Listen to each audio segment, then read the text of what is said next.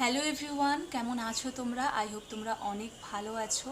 আজকে তোমাদের রিকোয়েস্টেই এই ভিডিওটা বানাচ্ছি। অনেক দিন থেকেই বানাবো বানাবো করে বানানো হচ্ছিল না।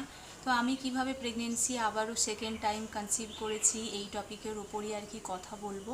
আশা করি আজকের এই ভিডিওটা দেখার পরে তোমাদের সব রকম ডাউট ক্লিয়ার হয়ে যাবে এবং আমি এই ভিডিওর মধ্যে সব কিছুই বলার চেষ্টা করব আর কি। তো প্রেগনেন্সির এখন আমার থার্ড ট্রাইমেস্টার জাস্ট স্টার্ট হয়েছে আর কি। তো যারা আমার অনেক দিন থেকে ভিডিও দেখে তারা জানে তো আমি কি কি সাফার করেছি। তো যাই হোক, ওই সব টপিকের কথা বাদই দিলাম, মেন যে কথায় আর কি আসি, যে আমি প্রেগনেন্সি কীভাবে কনসিভ করেছি আর কি এই সেকেন্ড টাইম।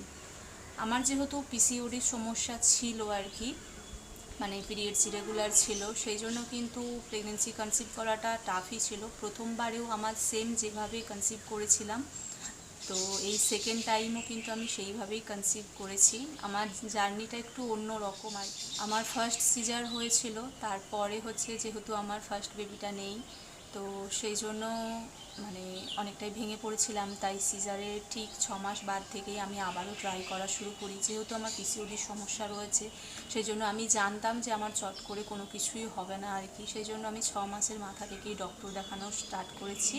প্লাস হচ্ছে আমি বেবি নেওয়ার জন্যও ট্রাই করেছিলাম। তো যাই হোক, তো প্রথম দিকে কোনোভাবেই কোনো কিছু হচ্ছিল না। আর এর সাথে কিন্তু মানে আমি আবারও আগের মতো ঠিক প্রথমবার কনসিভ করার আগে আমি যেমন এক্সারসাইজ করতাম, তারপরে খাওয়া দাওয়া কন্ট্রোল করতাম, সব কিছুই কিন্তু স্টার্ট করেছিলাম, কিন্তু অল্প অল্প পরিমাণে, যেহেতু সি সেকশান হয়েছে সেই জন্য।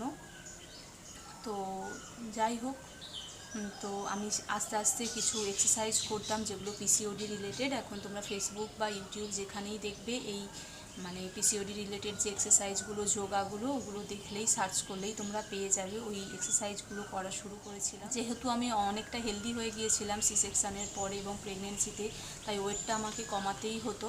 তো অনেকটা আমি ওয়েট লস করেছি, প্রায় 10-12 কিলোর ওপর আমি ওয়েট লস করেছিলাম। এক্সারসাইজ, খাওয়া দাওয়া সব কিছুই কন্ট্রোল করে হেলদি খাওয়ার চেষ্টা করতাম সব সময়। আর তোমরা দেখেছো আমার তো লাইফস্টাইল, তোমরা অবশ্যই দেখো, সব সময় জানো আমি কী খেতাম। তো তার মধ্যেও কিছু বলে রাখি, আমি হচ্ছে দারুচিনি আর কালো জিরাকে পাউডার করে রেখে ওটা গরম জলে খেতাম। আর ওটা অনেক দিন থেকেই খেতাম, আগেও খেতাম এবং এইবারেও প্রেগনেন্সি আসার আগে খাওয়া দাওয়াটা শুরু করেছিলাম। তো যার জন্যই হয়তো অনেকটা চটজলদি রোগা হতে পেরেছি।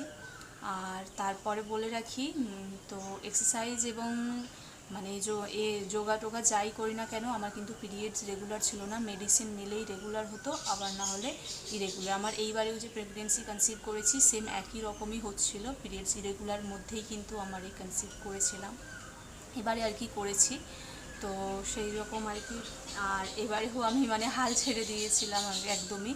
ডক্টরের মেডিসিন নিচ্ছিলাম ঠিকই, কিন্তু তারপরেও যখন পিরিয়ডস হচ্ছিল না, তখন কিন্তু এবারেও আমি সব এক্সারসাইজও বন্ধ করে দিয়েছি। এবারেও আমার 3 মাসের মতো পিরিয়ডস বন্ধ ছিল, 3.5 মাস 3 মাস এরকম। তারপরে যখন আমি তার আগে টেস্ট করেছি 1 মাস যাওয়ার, পিরিয়ডস 1 মাস বন্ধ হওয়ার পরেই টেস্ট করেছিলাম, পজিটিভ আসেনি, নেগেটিভই এসেছিলো রেজাল্ট। নেগেটিভ রেজাল্ট আসার পরেও কিন্তু আমি আরও 1 মাস ডাক্তারের মেডিসিন নিয়েছি, প্লাস হচ্ছে এক্সারসাইজ করতাম। মানে 2 মাস, এই বাড়ির আর কি কনসিভ করার আগের কথা বলছি, 2 মাস আমি মেডিসিনও নিয়েছি, প্লাস এক্সারসাইজ, খাওয়া দাওয়া সব কিছু কন্ট্রোল করেছি। কিন্তু তারপরেও যখন নেগেটিভ রেজাল্ট দেখেছি, তখন আমি 3 নম্বর মাসে মেডিসিনও বন্ধ করে দিয়েছিলাম, প্লাস হচ্ছে সব রকম এক্সারসাইজ করাও বন্ধ করে দিয়েছিলাম, প্লাস হচ্ছে খাওয়া দাওয়াটাও সেরকম আর মানছিলামই না। কারণ এত কিছু করার পর আমি মানে একদম টাইম টু টাইম সব কিছু করতাম, কিন্তু তবুও যখন কোনো রেজাল্ট পাইনি, তো সেই জন্য আমি 3 নম্বর মাসে গিয়ে আমি সব কিছু টোটাল বন্ধ করে দিয়ে নর্মাল লাইফ লিড করছিলাম। তো যাই হোক, আর ওই মাসটায় শুধুমাত্র আমি একটা জিনিসই ব্যবহার করেছি, তো সেটা হচ্ছে পানমৌরি ভেজানো জল খেয়েছি মিছরি দিয়ে। ওই টানা 15 দিনের মতো আমি খেয়েছি, যাতে শরীরটা একটু ঠান্ডা হয় সেই জন্য। তো ওই জলটা খেয়েছি, তারপরে ওটা একদম অল্প পরিমাণে মিছরি দিয়ে বরমশাইয়ের জন্য ভেজাতাম আমি, আর আমার জন্যও ভিজোতাম। আমি হচ্ছে শুধু জাস্ট পানমৌরিটা দিয়ে একটুখানি মিছরি দিতাম, করতাম বেশি করেই দিয়ে দিতাম, মোটামুটি যতটা মিষ্টি লাগে, যেহেতু মিষ্টিটা খাওয়া একটু কম করতাম সেই জন্য। তো যাই হোক, দিয়ে ওই শরবতটা আর কি সকালবেলা খেতাম, রাতে ভিজিয়ে দিতাম, সকালে উঠে খেতাম। এইটুকুই আর কি ওই মাসটাই খেয়েছি যেবারে কনসিভ করেছি আর কি। তো যাই হোক, তারপরে ভগবানের কৃপায় সব কিছুই ঠিক হয়েছে। তো তারপরে হঠাৎ করে একদিন ইচ্ছে হলো টেস্ট করার, তো আবার একবার বলি টেস্ট করে দেখি, তো তখনই জানতে পারি আবার কনসিভ করেছি আর কি।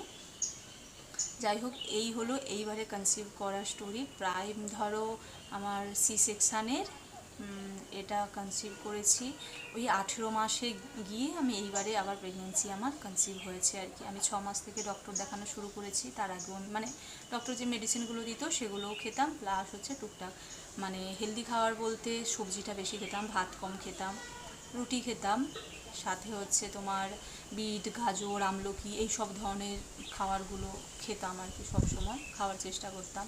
সবজি টবজি যেগুলো বেশি থাকে এইগুলো আর কি খেতাম। তো যাই হোক, এই হলো খাওয়ার দাওয়ার আমার। আমি আমার প্রথম সন্তানকে যখন হারিয়ে ফেলি তারপরে হচ্ছে এই আমার ভিডিও দেখেই আর কি একজন বোন আমার সাথে যোগাযোগ করে এবং সে একজন অ্যাস্ট্রোলজারের খোঁজ দেয় আমাকে।